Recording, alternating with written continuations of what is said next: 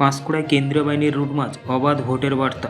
ভোটের আবহে জনমনে আস্থা ফেরাতে পাঁশকুড়ায় রুট মার্চ শুরু করল কেন্দ্রীয় বাহিনী। জেলা প্রশাসনের পক্ষ থেকে এলাকায় এলাকায় মাইকিং করে সাধারণ মানুষকে নির্ভয়ে ভোটাধিকার প্রয়োগে আহ্বান জানানো হয়েছে। স্পষ্ট জানিয়ে দেওয়া হয়েছে, ভোট প্রক্রিয়ায় কোনো ধরনের প্রলোভন বা ভীতি প্রদর্শন বরদাস্ত করা হবে না। অবাধ ও শান্তিপূর্ণ নির্বাচন সুনিশ্চিত করাই এখন প্রশাসনের মূল লক্ষ্য।